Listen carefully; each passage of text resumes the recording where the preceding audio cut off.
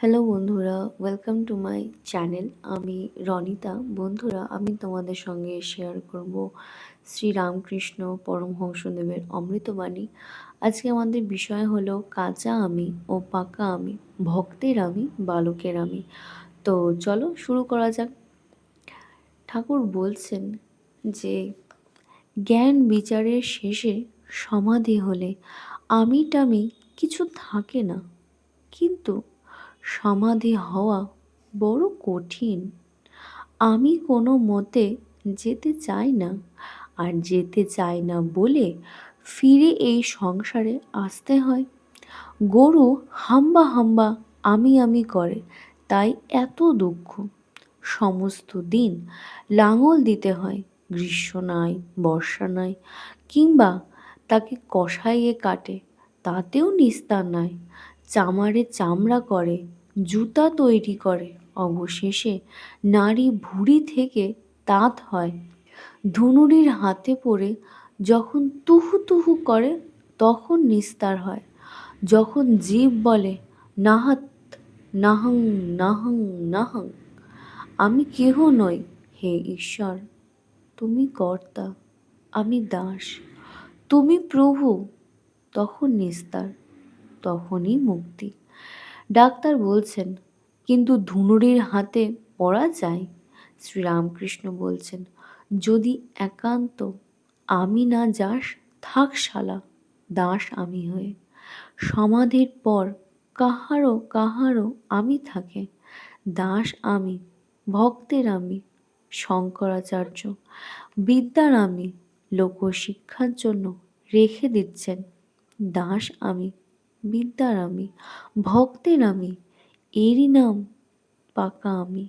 কাজে আমি জানো, আমি কর্তা, আমি এত বড় লোকের ছেলে, বিদ্বান, আমি ধনবান, আমাকে এমন কথা বলে? এই সব ভাব। যদি কেউ বাড়িতে চুরি করে, তাকে যদি ধরতে পারো, প্রথমে সব জিনিসপত্র কেড়ে লও, তারপর উত্তম মাধ্যম মারো, তারপর পুলিশে দেয়, বলে কি জানে না কার চুরি করেছে। ঈশ্বর লাভ হলে 5 বছরের বালকের স্বভাব হয়। বালকের আমি আর পাকা আমি। বালক কোনো গুণের বশ নয়, ত্রিগুণাতীত, শত রজ তম, কোনো গুণের বশ নয়। দেখো, ছেলে তমগুণের বশ নয়, এইমাত্র ঝগড়া মারামারি করলে আবার তৎক্ষণাৎ তারই গলা ধরে কত ভাব, কত খেলা। রজগুণেরও বশ নয়, এই খেলাঘর পাতলে কত বন্দোবস্ত, কিছুক্ষণ পরেই সব পড়ে রইল। মার কাছে ছুটেছে, হয়তো একখানি সুন্দর কাপড় পরে বেড়াচ্ছে, খানিকক্ষণ পরে কাপড় খুলে পড়ে গেছে, হয় কাপড়ের কথা একেবারে ভুলে গেছে, নয় বগল দাবা করে বেড়াচ্ছে। যদি ছেলেটিকে বলো, বেশ কাপড়খানি, কার কাপড় রে? সে বলে, আমার কাপড়, আমার বাবা দিয়েছে। যদি বলো, লক্ষ্মী ছেলে, আমায় কাপড়খানি দাও না, সে বলে, না, আমার কাপড়, আমার বাবা দিয়েছে, না, আমি দেব না। তারপর ভুলিয়ে একটি পুতুল কি একটি বাঁশি যদি হাতে দাও, তাহলে 5 টাকা দামের কাপড়খানা তোমায় দিয়ে চলে যাবে। আবার 5 বছরের ছেলের শত গুণেরও আট নাই। এই পাড়ার খেলুড়েদের সঙ্গে কত ভালোবাসা, এক দণ্ড না দেখলে থাকতে পারে না।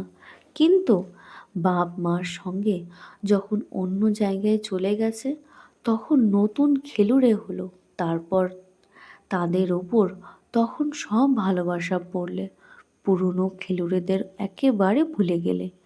তারপর জাত অভিমান নাই, মা বলে দিয়েছে, ও তোর দাদা হয়। তা 16 আনা জানে যে এই আমার ঠিক দাদা। তা একজন যদি বামুনের ছেলে হয়, আর একজন যদি কামারের ছেলে হয়, তো এক পাতে বসে ভাত খাবে, আর সূচি অসুচি নাই, হেগো পদে খাবে। আবার লোকলজ্জা নাই, ছোচাবার পর যাকে তাকে পেছন ফিরে বলে, দেখ আমার ছোচানো হয়েছে কিনা। আবার বুড়োর আমি আছে, বুড়োর অনেকগুলি পাশ, জাতি, অভিমান, লজ্জা, ঘৃণা, ভয়, বিষয় বুদ্ধি, পাটোয়ারি, কপটতা যদি কারোর ওপর আকোচ হয় তো সহজে যায় না। হয়তো যতদিন বাঁচে ততদিন যায় না। তারপর পাণ্ডিত্যের অহংকার, ধনের অহংকার, বুড়োর আমি, কাঁচা আমি। ডাক্তারের প্রতি ঠাকুর বলছেন, 4-5 জনের জ্ঞান হয় না। যার বিদ্যার অহংকার, যার পাণ্ডিত্যের অহংকার, যার ধনের অহংকার, তার জ্ঞান হয় না। এসব লোককে যদি বলা যায় যে অমুক জায়গায় বেশ একটি সাধু আছে, দেখতে যাবে, তারা অমনি নানা ওজর করে বলবে যাব না, আর মনে মনে বলে আমি এত বড় লোক, আমি যাব। তমগুণের স্বভাব অহংকার। অহংকার অজ্ঞান থেকে হয়, তমগুণ থেকে হয়। পুরাণে আছে রাবণের রজগুণ, কুম্ভকর্ণের তমগুণ, বিভীষণের শতগুণ। তাই বিভীষণ রামচন্দ্রকে লাভ করেছিলেন। তমগুণের আরেকটি লক্ষণ, ক্রোধে দিক বিদিক জ্ঞান থাকে না। হনুমান লঙ্কা পুড়ালেন, এ জ্ঞান নাই যে সীতার কুটি নষ্ট হবে। আবার তমগুণের আরেকটি লক্ষণ কাম। পাথুরে ঘাটারে গিরীন্দ্র ঘোষ বলেছিল, কাম ক্রোধাদি রিপু এরা তো যাবে না, এদের মোড় ফিরিয়ে দাও, ঈশ্বরের কামনা করো, সচ্চিদানন্দের সহিত রমণ করো। আর ক্রোধ যদি না যায় তবে ভক্তির তম আনো। কি, আমি দুর্গা নাম করেছি, উদ্ধার হব না? আমার আবার পাপ কি, বন্ধন কি? তারপর ঈশ্বর লাভ করবার লোভ করো, ঈশ্বরের রূপে মুগ্ধ হও। আমি ঈশ্বরের দাস, আমি ঈশ্বরের ছেলে। যদি অহংকার করতে হয় তো এই অহংকার করো। এই রকমের 6 রিপুর মোড় ফিরিয়ে দিতে হয়। ডাক্তার বলছে, ইন্দ্রিয় সংযম করা বড় শক্ত। ঘোড়ার চোখের দুদিকে ঠুলি দাও। কোনো কোনো ঘোড়ার চক্ষু একেবারে বন্ধ করতে হয়।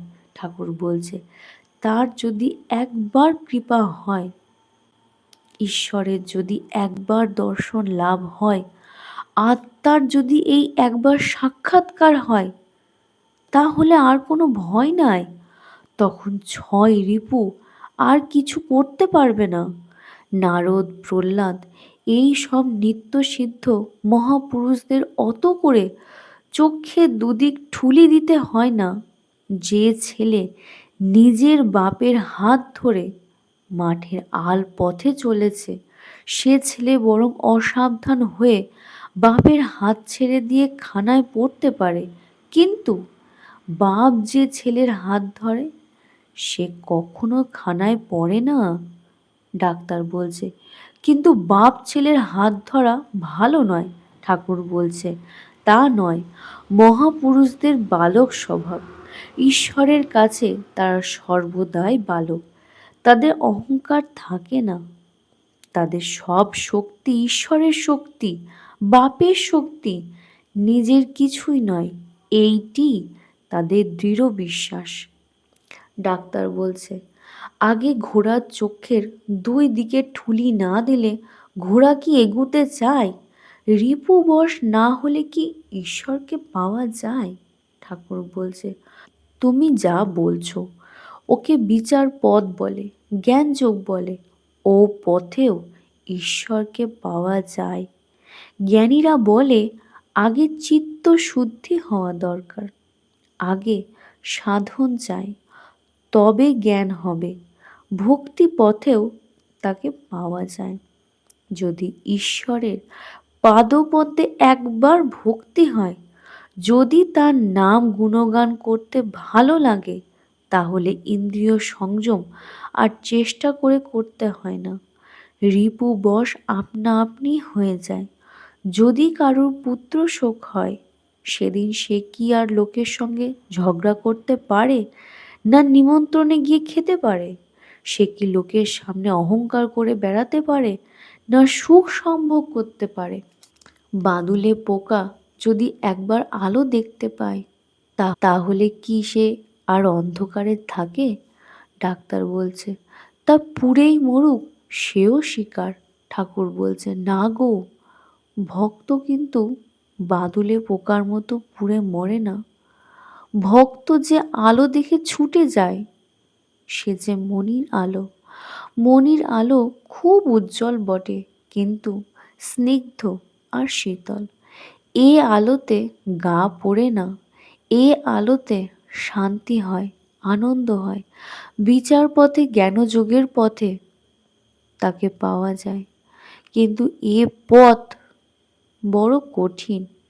আমি শরীর নই, মন নই, বুদ্ধি নই, আমার রোগ নাই, শোক নাই, অশান্তি নাই। আমি সচ্চিদানন্দ স্বরূপ, আমি সুখ দুঃখের অতীত, আমি ইন্দ্রিয়ের বশ নই। এ সব কথা মুখে বলা খুব সহজ। আমি সুখ দুঃখের অতীত, আমি ইন্দ্রিয়ের বশ নই, এসব কথা মুখে বলা খুব সহজ, কাজে করা, ধারণা হওয়া বড় কঠিন। কাটাতে হাত কেটে যাচ্ছে, দর দর করে রক্ত পড়ছে, অথচ বলছি, কই, কাটায় আমার হাত কাটে নাই, আমি বেশ আছি। এসব কথা বলা সাজে না। আগে ওই কাটাতে জ্ঞানাগ্নিতে পোড়াতে হবে তো। আজকের ভিডিওটা এই পর্যন্তই। তোমাদের আজকের ভিডিও কেমন লাগলো আমাকে অবশ্যই জানাবে। আর যদি ভিডিও ভালো লেগে থাকে তাহলে চ্যানেল সাবস্ক্রাইব করে লাইক, শেয়ার, কমেন্ট করতে ভুলবে না। আজকে এই পর্যন্তই, দেখা হচ্ছে নেক্সট ভিডিওতে।